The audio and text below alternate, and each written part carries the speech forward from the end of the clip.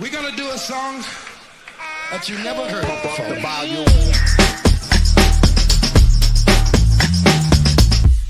Hear the drummer get wicked.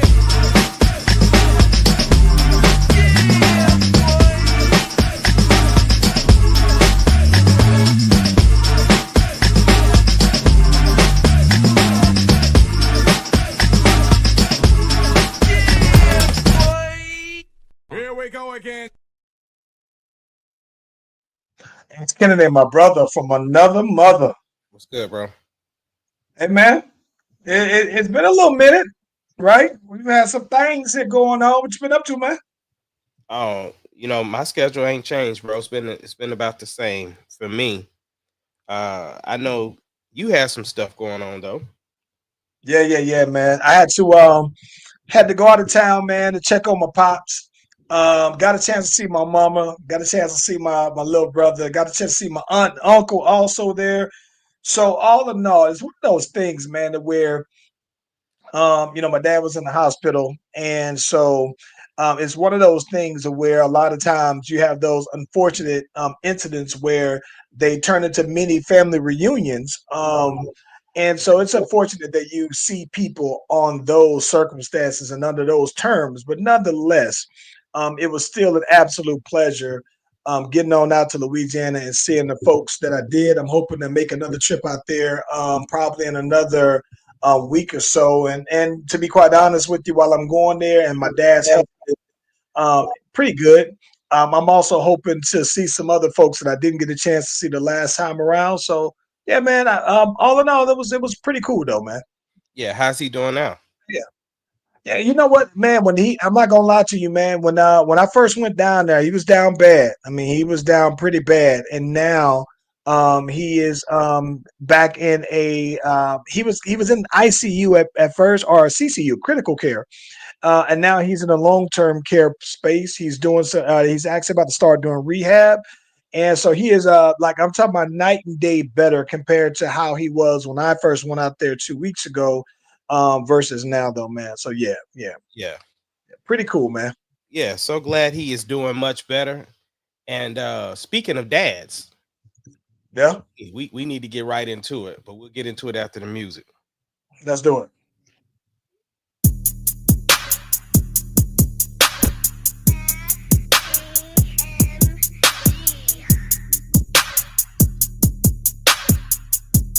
It doesn't matter what your name is. Slash Brothers Podcast, the greatest podcast of all time.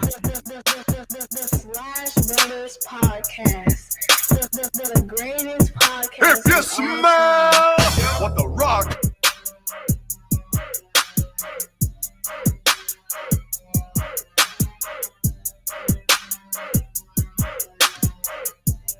It doesn't matter what your name is. Slash Brothers Podcast,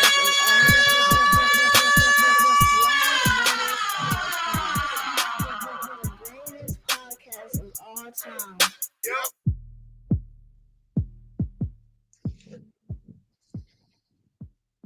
Hey, listen, if you haven't already, be sure to like and subscribe to the Slash Brothers YouTube and Facebook pages. We are live on both platforms at the same time. You click on the notification, you click on the bell, you get the heads up whenever your boys is doing their thing. It's Kennedy. Hey, breaking news before we get into the dad conversation.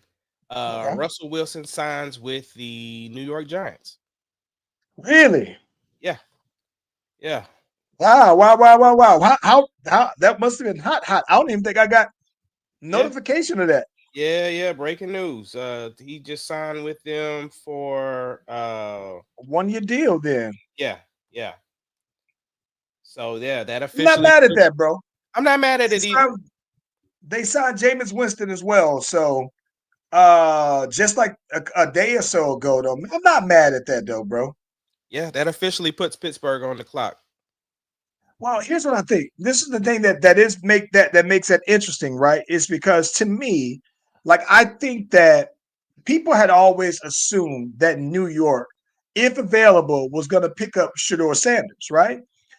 So I think that what it would allow them to do by getting Russ, because I think Russ, I don't care what nobody says, I think Russ is still a starting quarterback, right? And so I think that if they go ahead and if they get him, I think that it gives him the opportunity to not throw Shador Sanders out there. I think you can ease him on in there if you think that he's your true long-term solution of a franchise quarterback. Then I think that you can start Russ, ease him in there. The problem that I think I see is that Russ is going to give you some pretty above average quarterback play in numbers. I think Russ is still going to give you about 25 touchdowns, maybe 8 interceptions. And I think that that's usually enough to keep. I would take that over Derek Carr any day, right? So my question would be that if Russ goes in and he's playing well and you got the kid on the sideline, what does that look like in terms of his progress, though? Well, and you got Jameis Winston, who doesn't mind being a backup quarterback. Jameis just wants to be in the league at this point. Yeah. Well, here's the other thing. What does that say about what Pittsburgh's going to do? Because if Fields is already gone, Justin Fields signed with the Jets, which I like because I think that he gets the opportunity with very little to no competition for the starting spot. Mm-hmm. But what does that look like for the Steelers now that they basically don't have a starting quarterback? They're all in on Aaron Rodgers. They really want him. I think that they think he gives them the best opportunity to compete. And this is like Tomlin's year. If he doesn't produce this year, he'll probably be out. So you want to bring in a veteran, somebody who can do all the things, who's been a leader before, that knows how to run a locker room or what have you. And you are one of those guys that believes a 2-year injury. You need 2 years after injury to come back to play successful. So this would be that year for Aaron Rodgers. Hey, listen, I think that with all things considered, this is going to be unfortunate to say this. I think that if the Steelers win, if the Steelers sign Aaron Rodgers, they let go of Najee Harris, by the way, who had 4 straight seasons of 1,000 yards. And you can put as much stock in that as you want to, given that you play more games now. So 1,000 yards should be basically, to me, at the bare minimum of a starting running back. But nonetheless, he got it. So let's say you replace the running back. You got DK Metcalf, and you already had George Pickens at wide receiver now, right? I think their tight end pretty good as well. I think that I think the Steelers are going to be better, bro. I think that they are going to win a game in the playoffs. But the tough part about that is their division is tough, right? Because you got the Ravens and Lamar out there. You got Joe Burrow out there in Cincy. You know what I'm saying? And I think that trying to be that third team is always very challenging in that division, though, bro, because, Cleveland is Cleveland. I think that they're only good like every 5 years, though, bro. So I don't know, man. I don't know what to say about that one, though. I mean, what else are you going to do? All the quarterbacks are getting sewn up. So unless they decide a late move to go and get Kirk Cousins, because Atlanta's kind of open to trading him. I mean, he ain't gonna start, so they're open to trading him if it was looking good. So it's who you want, Kirk Cousins or Aaron Rodgers. Honestly, it's not time for them boys to hang it up, man. But dang, I'm gonna say I would go with Aaron Rodgers, mainly because I like even Aaron Rodgers at this age. I know exactly where Russ is gonna take you. I mean, not Russ, but Kirk Cousins is gonna take you. I know what he's gonna do, and with all things considered, I know what Aaron Rodgers can give you as well. And given what he can give you, I just think that he can give you more than Kirk Cousins. Am I tripping? And that's the thing. I mean, it depends on what you're looking for. If you want somebody that's going to be a good locker room guy that you don't have to pay a ton of money for, and that can, get you pretty decent, then go with Kirk Cousins. But if you are trying to be aggressive and believe that you have an opportunity to compete, then do Aaron Rodgers. Because either way, if you don't do well with Kirk Cousins, you're going to be out of there. And if you don't do well with Aaron Rodgers, you're going to be out of there. But what happens if you do well with Aaron Rodgers, then you ain't got no choice but to just, hey, that was the move. So I don't know. It doesn't matter to me either way. You know what I'm saying? But yeah, breaking news: Russell Wilson to the New York Giants. Oh, wow. So we was talking about being a dad. So we missed out on this for the last 2 weeks. Stephen A got approached by LeBron James in mid game, and LeBron just kind of checked him like, "Yo, keep my son name out your mouth," in so many words. And some of the angles I've heard, Stephen A has kind of been on a press run tour about it since then, and he hasn't really backed down on anything. One thing he did say that I never heard anybody comment on, which is what I wanted to talk about, is the fact that Stephen A had an issue talking about, he said it was weak of LeBron to talk to him like that and not hit him up to call him or set up a meeting. They could have talked after the game, this, that, and the other. And I'm thinking like, hold on, bro. Hold on. Wait. You went on live TV in front of everybody with your loud platform, with your loud mouth, and tried to check this man talking about what he should do as a father. So my thing is, LeBron did exactly what you did. He checked you in front of a live crowd during a game. He checked you at work like you was trying to check him at work. So I had no issue with it whatsoever. And he can try to hide behind the fact that he was talking basketball, or then because at first he was like, I was just talking strictly basketball. Then it was, I wasn't even talking about Bronny. I was talking about you. But the point is, why you sneak dissing? Because you could have just came out and said what you wanted to say. And then, he kept trying to hide behind the fact that LeBron was the one that said Bronny was better than a bunch of these people in the league, this, that, and the other. But I'm just like, nah. You went on your platform and did it how you wanted to do it, and LeBron did it how he wanted to do it. So, no, he checked him live and in color, and I had no issue with it, especially when you use the words as a dad. Like, nah, you don't tell me how to raise my kids, bro. Listen, this is my lone thing with this whole thing, right? My thing is this. If you're gonna talk about it just being basketball, that's fair, right? I think that Bronny should be open to any criticism about his play as a basketball player. Here's my question: have you, Ace Kennedy, ever heard? Have you ever heard Stephen A. Smith talk at all about Ryan Dunn? Nope. Have you ever heard him talk about Keon George? Nope. Have you heard him talk about Jaden Wells? Nope. Okay. Have you heard him talk about Ryan Hollins? No. Okay. Aside from them, right? How many players from this draft can you name?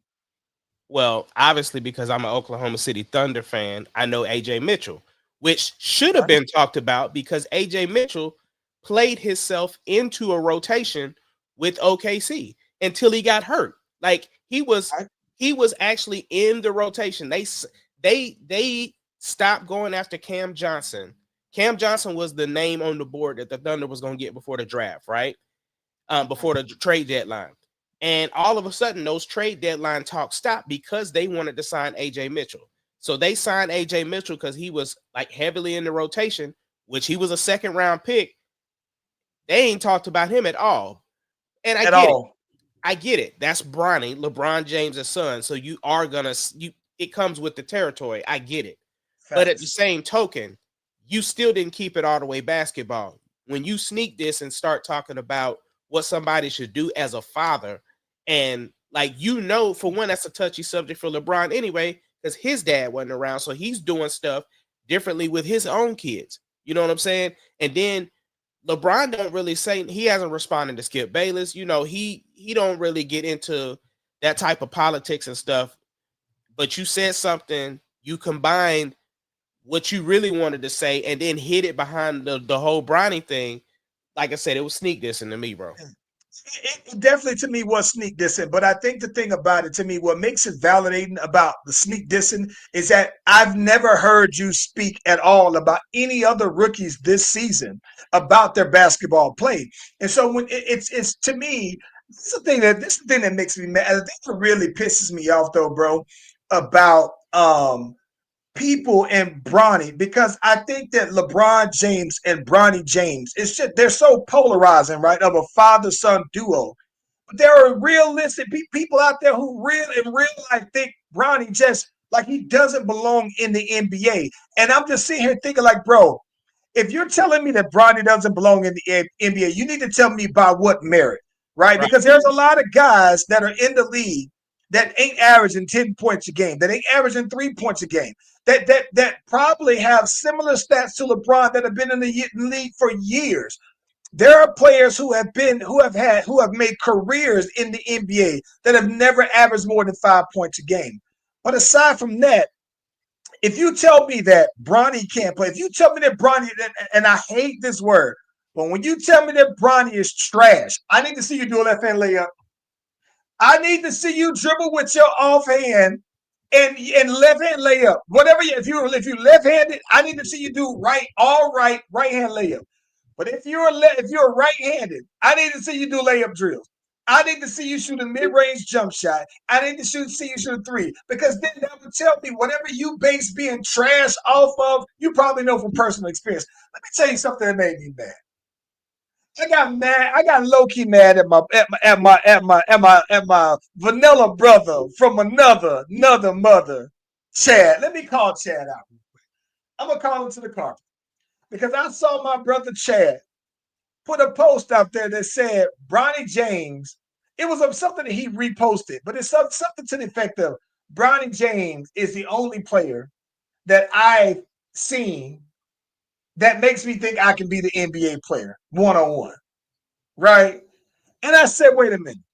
Never mind the fact that Bronny James has been trained at an NBA level by NBA level coaches all of his life. So all he's ever known is basketball training at the highest level, right? I said, Chad, you can beat Bronny James because, Chad, I saw you with my own eyes letting your wife give you buckets.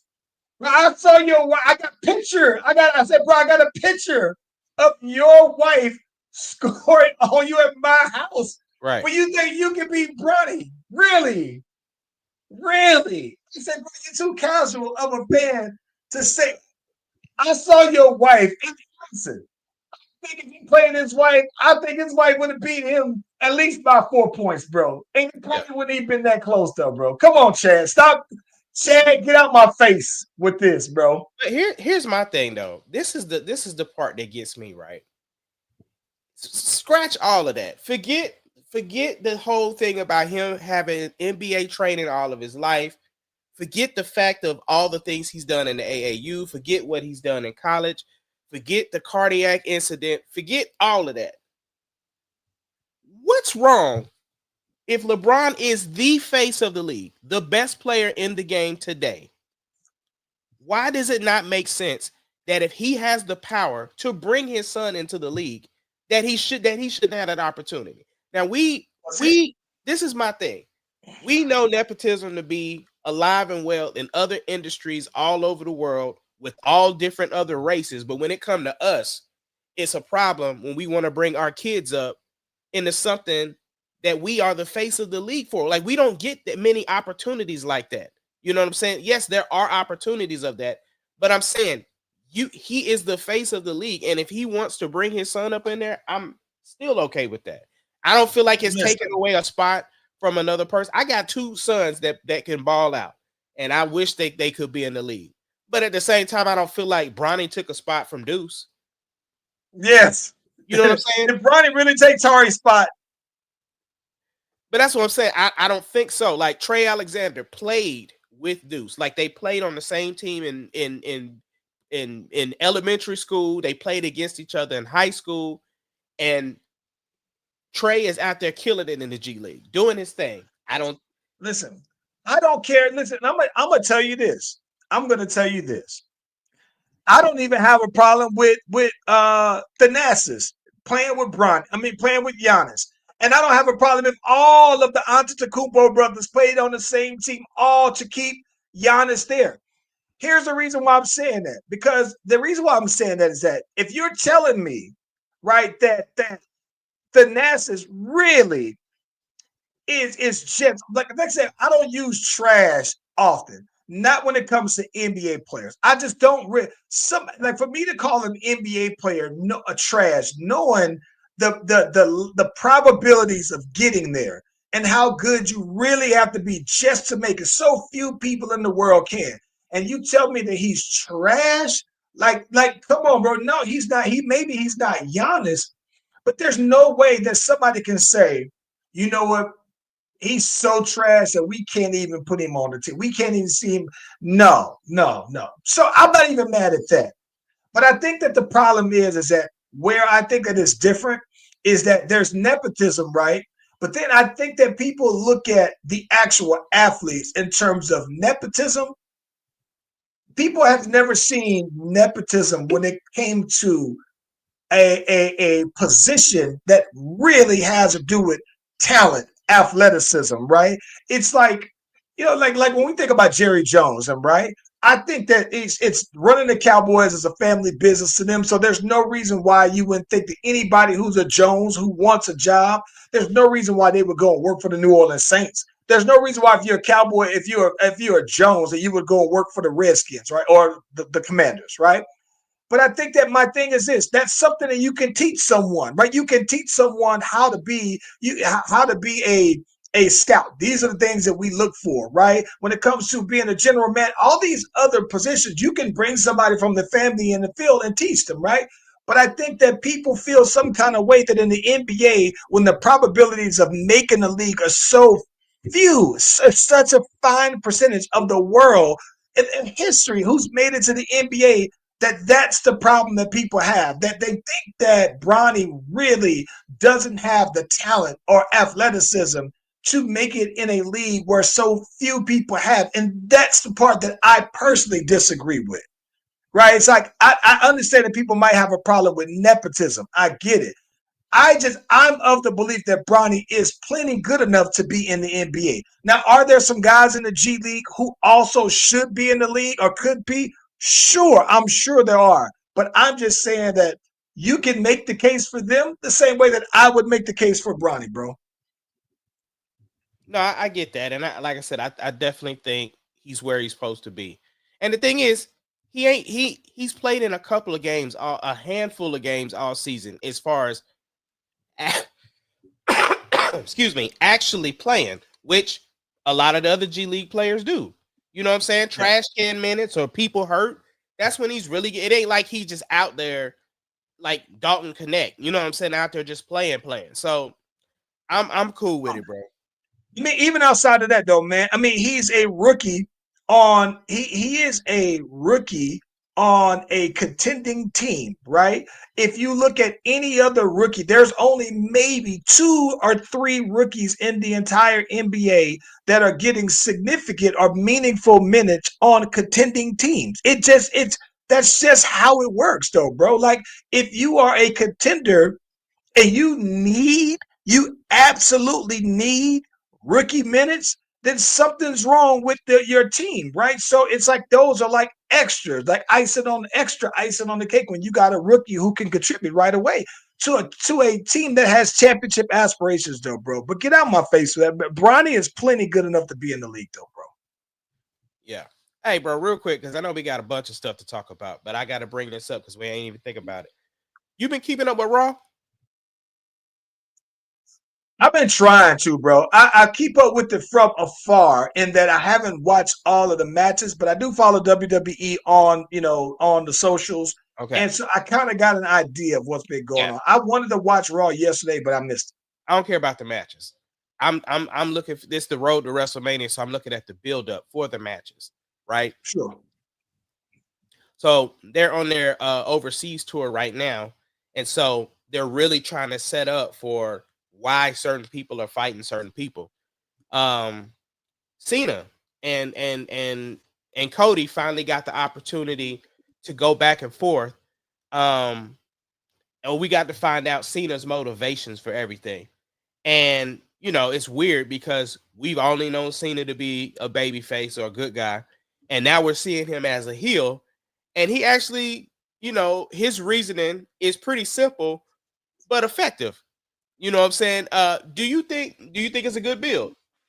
I like it, bro. I'm not gonna lie. I didn't think I would like it as much. When I saw him dumping the WWE universe, the fan, I thought that it was brilliant, bro. Like it's crazy because it almost felt like it had the same impact that he would if he was a babyface, right? Like when I was watching it, he still had the dope mic skills. It's just him being darker, bro. And I kind of like, don't get me wrong, I like him as the good guy, John Cena, but I'm not mad at this either, though, bro.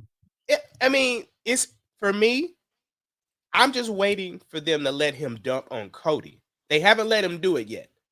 They have not let him say anything to Cody. He'll address the crowd. He won't say anything to Cody.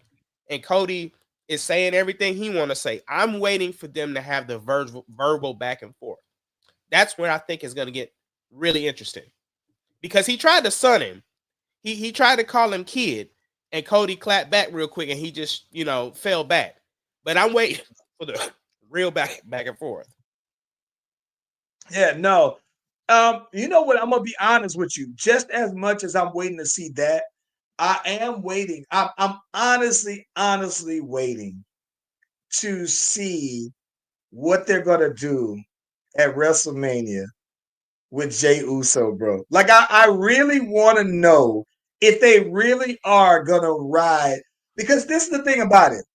You and I have seen WWE ride like almost like they didn't want to, but Right. they rode a wave, and once it peaked, they just let it all fall down. So I'm wondering if they're going to give him the Daniel Bryan once he got the belt, the Kofi treatment once he got the belt, the Big E, like I've seen organic ways. Like I'm talking about, like, bro, when I saw the Jey Uso yeet, like when I saw, listen, I hadn't watched wrestling for months, at least 6 months. The last time I didn't even know that Roman Reigns was injured or out for a little while. The last time I was watching it uh, uh, consistently, Sami Zayn was still with the boys, right? That was the last time I was watching it and engaged. So fast forward, and Jey Uso wasn't like back main event Jey. He was still with his brother and everything then. So when I'm watching the crowd go crazy, and then especially when I saw it on the Netflix joint, and I see him coming out there with the boy Quavo, and bro, I couldn't believe that Jey Uso. I know it was no. He was out there with Travis had the They was in Atlanta with Quavo though. I get on that. One of the ones. Okay, well, I thought you was talking about the opening Netflix when he No. came. No. I saw, yeah, he did come out there with Travis Scott. He did on that. But I saw him come out there with Quavo, and I was really like blown away because I remember seeing the Travis Scott, and I thought maybe this was just, it's Netflix, it's the big one. But when he followed it up in Atlanta and it was still as big, it's just like, bro, I was like, really? Like, I can't believe that Jey, not to say he's not good. I've always liked him, but I've always liked Kofi. I've always liked all of the guys that WWE didn't really push like that. So, but that's one thing that I'm watching. And to be honest with you, I'm also watching to see how Naomi, like I'm interested. I'm watching to see. I like her as also going heel also though, bro. So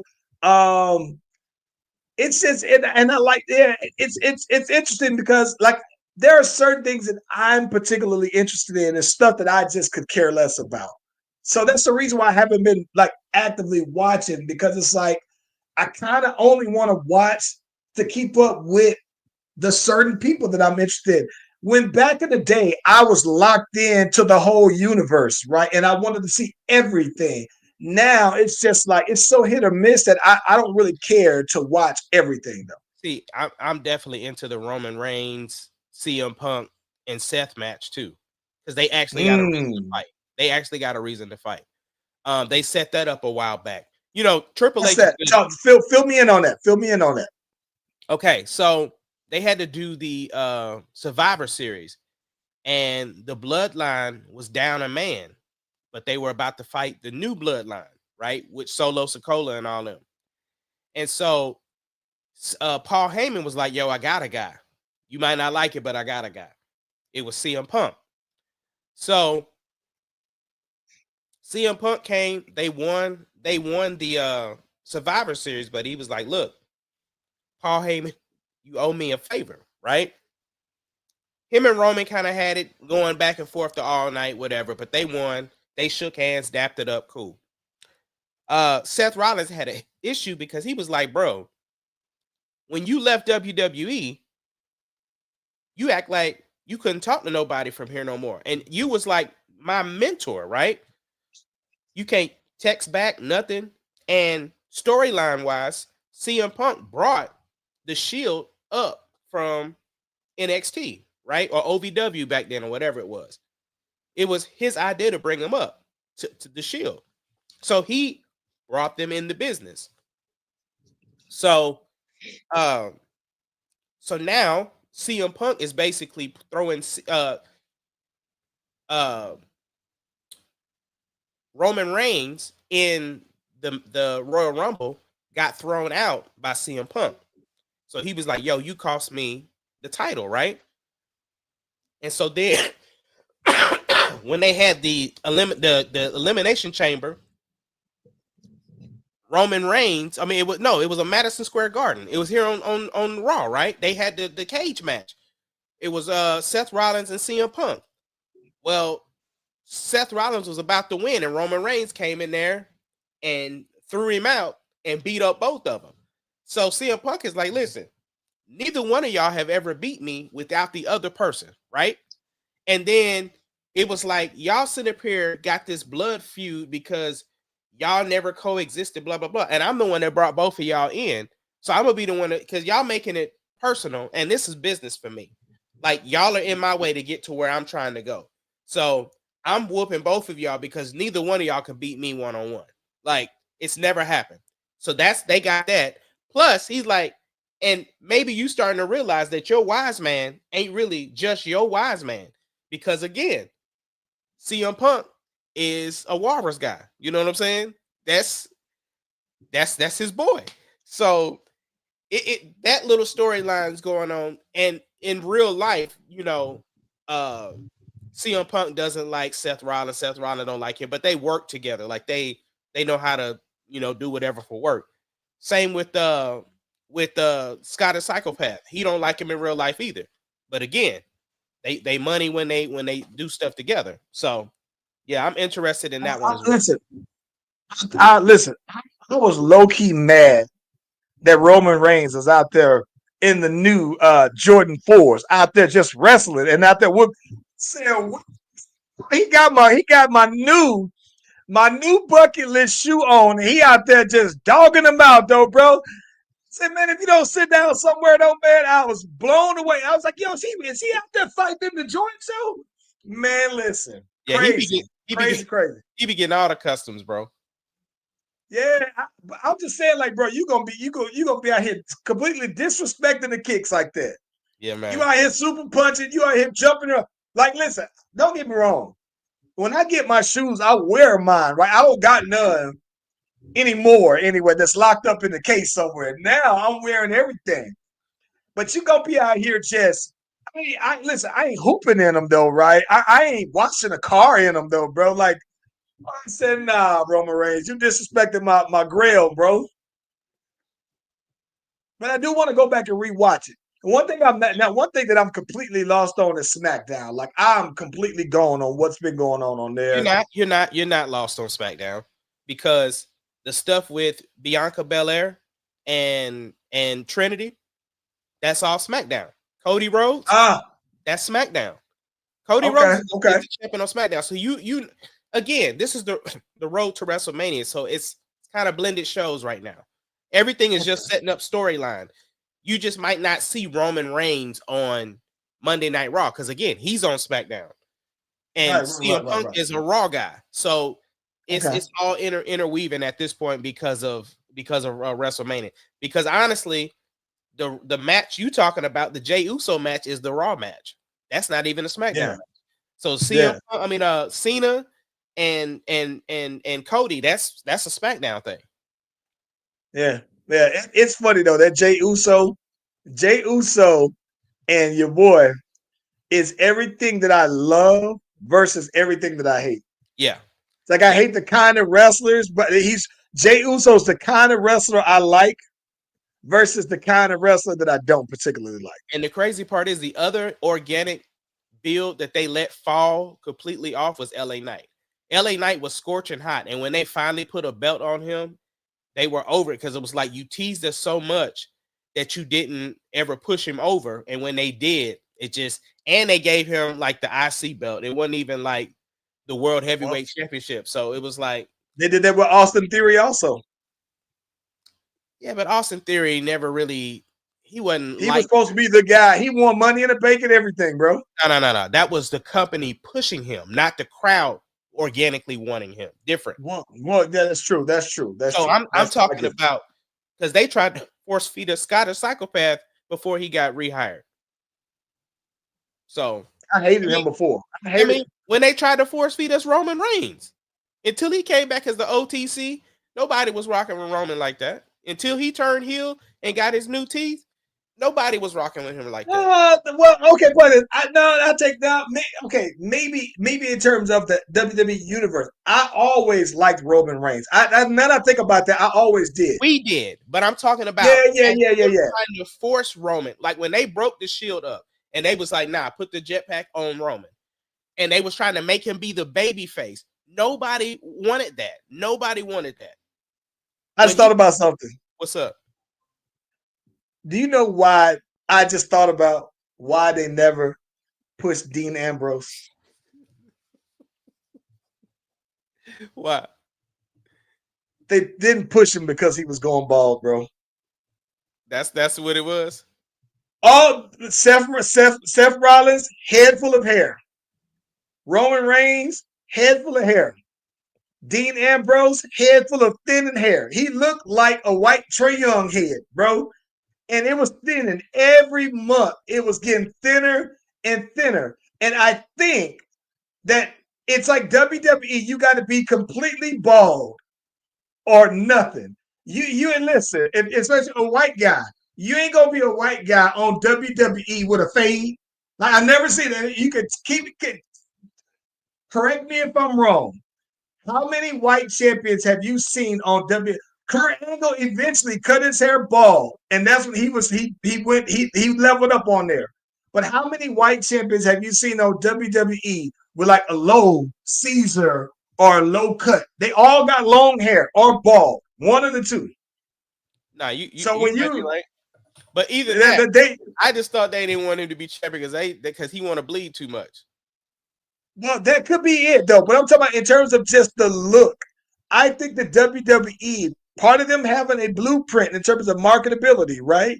I think that you look at it this way, right? Daniel Bryan, he had the low cut, and they didn't push him like that though, bro. It's like that was saying, like if you got that low Caesar, a low cut, I think that doesn't look like the Vince McMahon cookie cutter champion though, bro. It's like you got to be bald with a goatee or beard because that looks tough, or you got to have the long hair though, bro. And then I think that every single champion that I've ever seen that I could think of, I mean, Hulk Hogan probably only got by because he had the long shag on the side though. The only person that kind of, but again, he got hurt right afterwards, is Finn Balor. Finn Balor was the first Universal Champion. Well, he got hurt. Yeah. He had the demon, so he was wearing the mask and all of the stuff. He had the low cut, but they didn't push him though. But listen, when you go back and you think about all of the WWE superstars though, bro. Jake the Snake, long hair. Rick Rude had long hair. Ric Flair, long hair. Ultimate Warrior, long hair. Bret Hart, long hair. Like you got to have the long hair to be the guy and to be one of them. Yeah. All right, bro. What else Yeah, we got? Big E didn't get the push because Kofi at least has some hair, right? Yeah. I want to team got the push when he had the dreads, so bro. I'm telling you, bro. If you look at that pattern, yeah. That's why Bobby Lashley never got that big push like that, bro, because he was He was bald. bald. But he was bald, but he didn't have a beard. He was smooth face. Yeah. It's something to that, bro. I need to have the research department look into that, though, bro. Yeah. What else we got? Hey, and you were talking about people who didn't necessarily like each other in real life on wrestling. Did you see Lizzo Yeah. went live? She streamed live. I guess apparently Young Miami had an interview somewhere where She she had an mentioned interview on Lizzo. Club Shay Shay. Yes, had the interview on Club Shay Shay where she kind of mentioned Lizzo's weight. And I can kind of see how if you only watch a certain little excerpt of that interview, how it could be taken out of context. Well, Lizzo, Nah. talk to me about it. Not at all. There was no out of context whatsoever. I think I'm gonna be honest, bro. I think Lizzo just wanted to shoot some content because Young Miami, first of all, had no issue coming on her live to clear it up because there was nothing. So the conversation was about BBLs and natural bodies, right? And Young Miami was basically like, look, men are never satisfied. You could get the BBL, then they can say, oh, it's fake. They can say, Right. you got the natural body, oh, you look like a man. You know what I'm saying? Like, so there's no in-betweens. He said, even take Lizzo. Lizzo's losing weight now. She's looking good. But the problem was what she said was she said people are saying, ugh, right? So that's what Lizzo had the issue about because she was like, what do you mean by that? Ugh. She said when people are describing your weight, people would say, ugh. So Young Miami didn't say that about her. She was referring to how people talk about women and their bodies. So when they got on the live, people grabbed onto it like there was some heat or whatever like that. But there was none. There was no shade, no nothing. It was just and she was even giving a compliment. Like, yeah, she's losing all this weight now. And some people have an issue with her losing weight. So it's like, which one is it? You want her to lose weight or be fat? Like, which one? So listen, let me ask you this. This is the thing I think that's crazy. Okay, so here's my thing though, right? I like the way that Lizzo wanted to get that kind of clarification. I got your phone number. Yeah. So I'm not. So yeah, if I'm going live because you brought this on up on a show, so I'm gonna meet you where you at when you brought your thing up. You didn't tell me you was gonna bring it up. So all right, we talking about it. We in open space. We public space. So but I also didn't have a problem with her approach. She clarified. Give me the context, just for the people who don't, for the people in the back. I like that. I wish, to be quite honest, that more things were like, if you got somebody's phone number in your pocket and you think that they're talking about you some kind of way, I like that she said, well, I'll just go straight to the source. Ain't no beating around the bush here, though, bro. I like it too, but again, I don't think it was the smoke though. I think, like I said, I think that she might not have liked the ill comment. You know what I'm saying? Yeah. Like maybe some of her people was probably hitting her up. Like maybe she didn't even hear the interview, right? And people was like, yo, did you hear Young Miami talking about talking about your weight? Like, until she so gave her the opportunity to explain it all the way through. But yeah, it was no beef though. Like it just was, let's clear this up, let's talk about it. And you know, Club Shay Shay is a huge platform now. Like people go on there, like he does huge numbers. That is you gotta stop by there now, bro. You do. You got to stop by that. I like that. And listen, it was bubbling before the whole Cat Williams thing, but now it's like it's up there with like if you were on like any kind of promotional tour, like the Breakfast Club or whomever. Joe Rogan.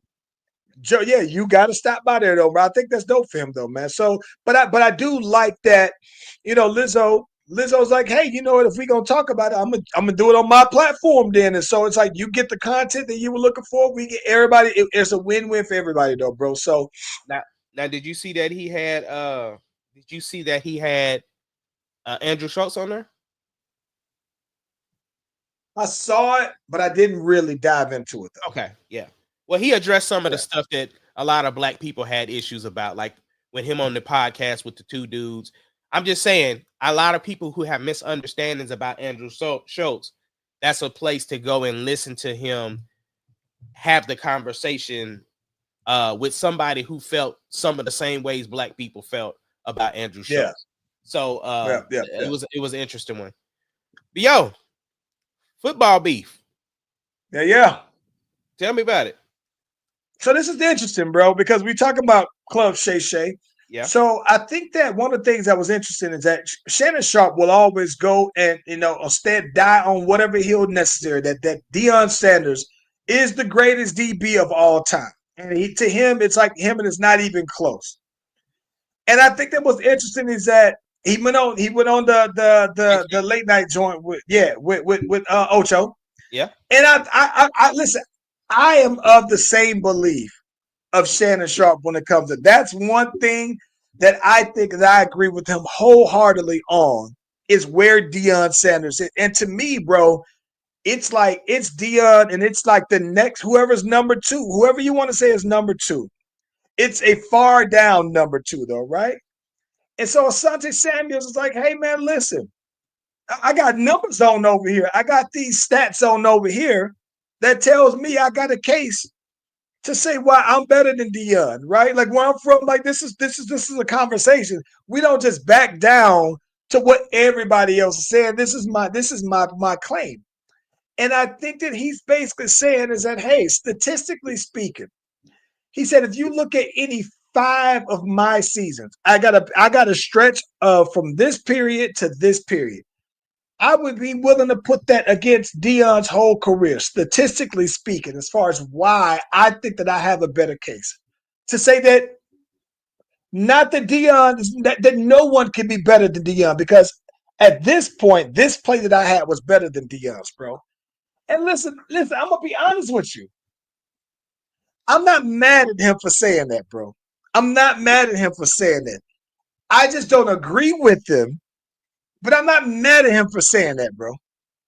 I was going to say the same thing. I'm not mad at him either for believing in yourself. But everything is about how you say stuff. And I felt like if Shannon felt it that disrespectfully, because we saw the write-up behind it. Like, you ain't going to just be out here just saying what you want to say and we just supposed to run with it. So, hey, just like you presented some stuff, Shannon clapped back. But again, like you said, I'm not mad at him saying it, but I definitely don't agree. Here's the thing I think that's different. I think that what makes Deion Sanders, this is probably one of the things that when people talk about Jordan, they speak so glowingly about him the same way that people speak about Deion. Because for me, a lot of people will say, in terms of the best NFL players of all time, not you can say greatest, best, however you want to put it. Some people will say Lawrence Taylor is the best football player they had ever seen. Some people will say Jim Brown is the best football player they've ever seen. Some will say Tom Brady is because he's the greatest winner of all time. For me personally, I think Deion Sanders is the best that I've ever seen in my lifetime. But I think that what makes that even the case for me is that I've watched Deion shut down a whole half of a field to where he doesn't have the interceptions that Asante Samuel said. Hey, I had a stretch where I was averaging 6 or 7 interceptions a year, right? And Deion may have had 6 or 7 interceptions as a career high in a season. And I'm like, well, yeah, if you got 6 or 7 interceptions, that means that people are still trying you. Like they think they can get off on you. And I don't think that nobody even tested Deion. It's almost like Darrelle Revis. It's why I would say he may be number 2 for me, because he had a stretch where nobody was even trying. Nobody wanted that smoke. Quarterbacks offensive coordinators, they game plan to not even throw his way. And that's only the second time I had ever seen that, though, bro. So I do think that Asante Samuels had some seasons where he had a lot of interceptions, though, bro. But I think that it's also because people were trying him, though, man, and they weren't afraid to try him like that. Like, not like Dion, though, bro. Yeah, and I think that's the case too. But it got real disrespectful on that nightcap though. That boy Shannon had to go pull the Hall of Fame trophy out because he said, "Hold on, bro." He said, "You might say Gronkowski, you might say Travis Kelce, but that's about it." He said, "Because every other tight end thing you gonna pull up is gonna be me." He said, "So you ain't finna act like I don't know what I'm talking about." I love that Shannon Sharp said, listen, when I retire, every statistical category for a tight end, I was the leader in the history when I retired. So sure, after I was gone, people have came and supplanted me, and I will give them their flowers, right? But I can see why somebody would stop at Shannon Sharp for 3 all time, right? So I get his point too, though, man. I thought the Shay slid in. The thing I thought was kind of a low blow when he was like, yo, your son wouldn't even put you over Deion Sanders. At that point, though, man, I'm thinking like, all right, now we might have to have a different kind of conversation in person. That's again going back to the Stephen A thing. You ain't finna talk to me about. You ain't finna say my son. You ain't finna say my son because now you low key you sneak dissing because you trying to say something about me being a dad. You could have made your point without bringing up my son. Which, by the way, I'm hoping that the Saints go after Asante Samuels Jr. now that he's a free agent. So yeah, I think that's You crazy. say your son won't even pick you. Your son won't even. I said no. Listen, football talk is a sore subject for Shannon Sharp. He took his glasses off on Skip Bayless about it. Yeah. So yeah, football talk for Shannon Sharp. That is because he's worked so hard to be able to communicate about every other sport. But then when you try to say something about football, the sport that he came from and the sport that he was for real good in, that he was acknowledged for how great he was, that is a sore subject. So it's like, don't push that button, bro. With all things considered, though, bro, I think that Asante Samuels has a case to be a Hall of Famer. If he's not a Hall of Famer, he should be on somebody's Ring of Honor. I think he might be on like the Patriots Ring of Honor. I think he was borderline. Like there are some guys that I think that are in that I think he's better than. So I'm not like I don't know, man. It's like the Asante Samuels, bro. I've always liked that. Even though people will still try him, I thought that he still, for the most part, he always came out most of the time on the winning side of people going against him, though, bro. So I'm not mad at that. Yeah, I'm not mad either. I mean, there's nothing wrong with having conversations. I mean, shoot. Nowadays, we talk Kobe, Steph. I mean, we talk Kobe, Jordan, and LeBron a lot, right? And now people are starting to actually have the conversation about Steph being in the conversation. And I'm okay with that, right? Like I told you even this year, or part of last year, that I don't even argue with people who say LeBron is their GOAT. I won't argue with you no more. Kobe, I still might have a conversation with you, but LeBron, because of the longevity, the stats, the accolades, the everything, if you saying that's your GOAT, that's whatever. But hey, listen, if you remove LeBron, here's one thing that I think this is gonna be crazy. If you just remove LeBron and just say LeBron, if the rest of the NBA played out the way that it did, and LeBron was never in the NBA, right?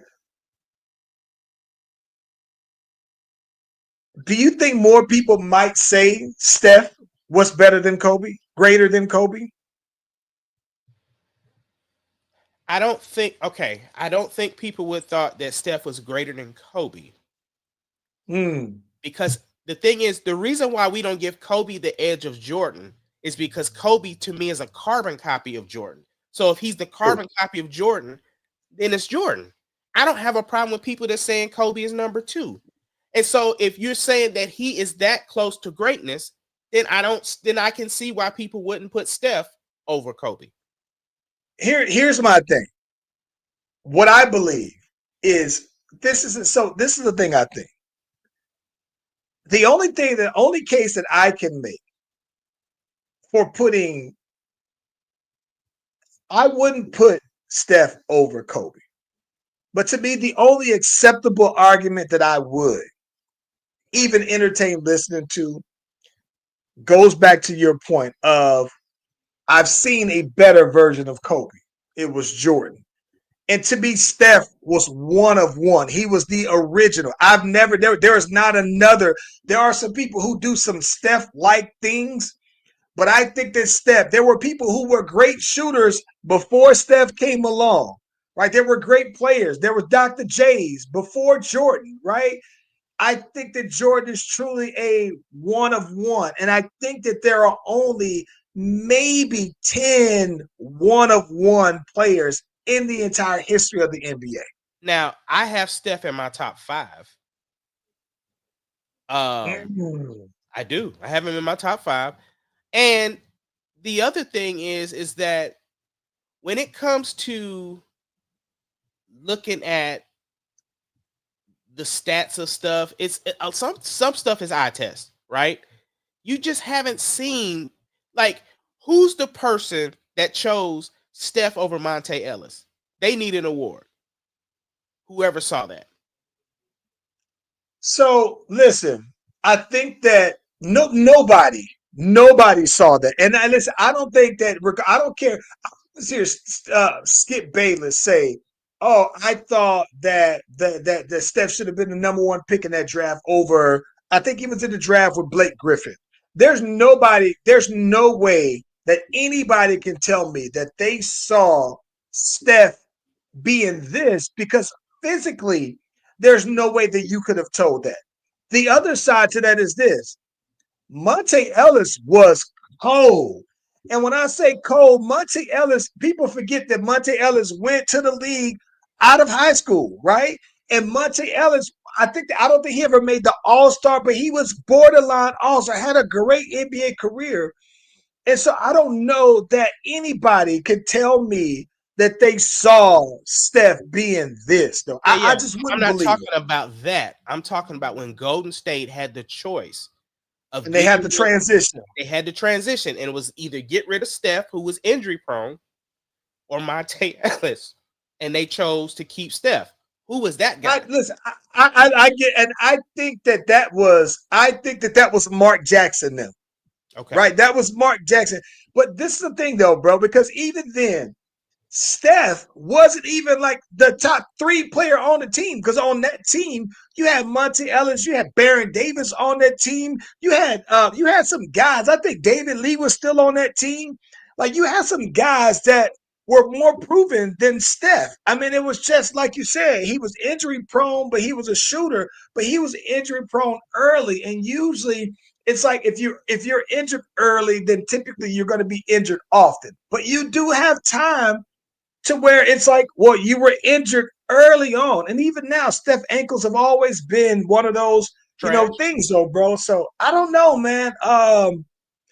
But you can't tell me you made that decision because you thought that Steph was going to be this Steph. Right.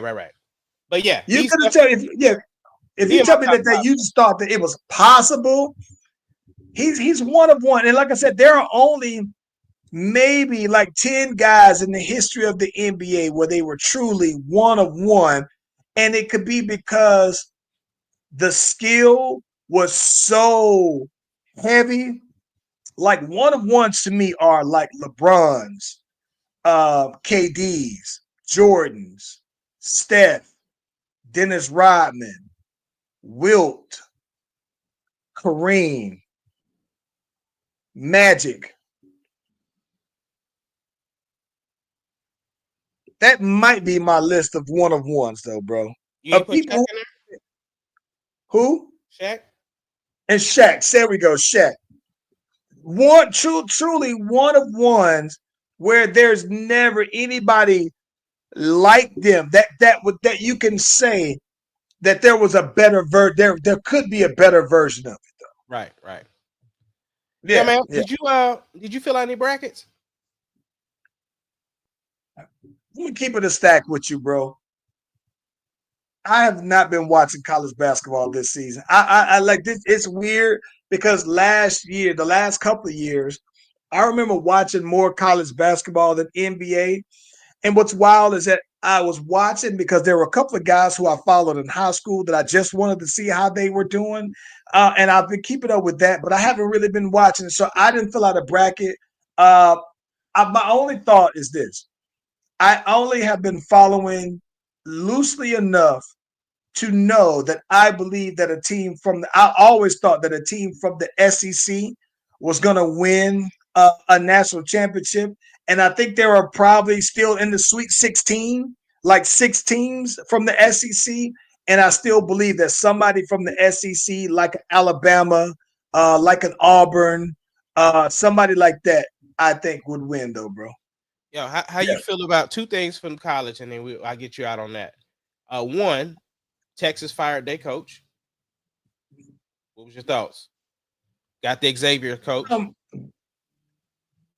thought that they were going to go after the Xavier. Sean Miller, I think who it is. Sean Miller has been around for a little while, man, and he's always been a top tier coach. Like I think that he'll come in, to be quite honest with you, bro, and do just as good, probably even a little bit better, because I think that he is on the level of I think it was Chris Beard who we had before this guy.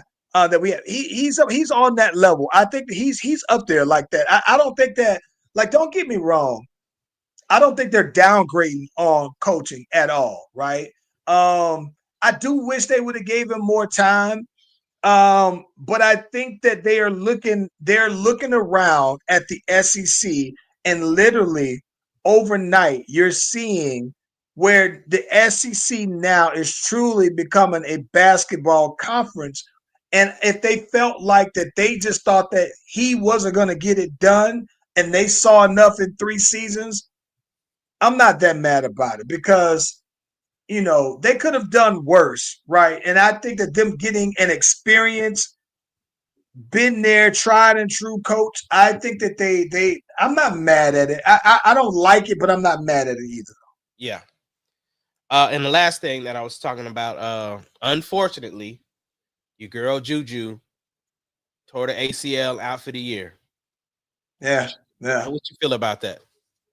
Very unfortunate. And I think that the biggest thing, the reason why I think even more so is that, she's going toward the end of the season. So she's likely going to miss all of next year. And the only way that she would have time now is ACL, people they come back from that faster than they did before.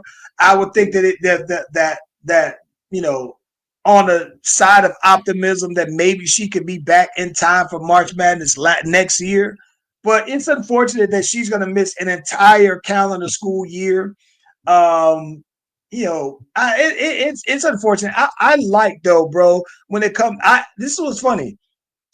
I have been keeping up with women's basketball, especially around now. And so I like that in the women's tournament that the star players are star players. They play like stars, though, bro. And so any chance I get to see, I catch it. So it's unfortunate that she's not gonna be there. But I feel for her, bro. Yeah, totally unfortunate, especially because she could have went to the league, man. Like after this year, right? And just like how Caitlin Clark has elevated the WNBA, she could have did the same. Like you said just a couple of weeks ago, she's already in commercials. She's becoming a household name. She was just in the news with the whole Jaden Daniels mama hating on her. Oh yeah. Like, so her name was already out there like that. So yeah, definitely unfortunate. The Jaden mama was out there blocking them old fast tail gals. She looked like she was thinking that. Yeah. Listen, real quick though. No games that I'm aware of are at Madison Square Garden. I died laughing when I saw Tracy Morgan yakking up out there on the court though, bro. And I'm talking about when they wheelchaired him out of there though, bro, and they said that he had food poisoning. I said, listen, bro, I've seen enough people throw up from drinking. I know somebody who done threw up for some Hennessy when I see it though, bro. So I said, good try, bro, but that ain't no food poisoning, man. He said he gonna take care of everybody that took care of him though. He gonna come back. That boy was on that. Listen, he was on that Brown. He was on something. He was on that yak, that ENJ. That Urban Jerk was doing what it was supposed to do, though, bro. It's crazy. It was so gross, bro. It was so nasty, though, bro. Yeah, it was terrible. Nasty. Yeah. Look, man, we appreciate y'all for joining us because we are the Slash Brothers from ATL to OKC. We'll see y'all and thank y'all for joining us back from our 2-week hiatus. But we back, we in this thing, and we'll holler at y'all next time. Peace.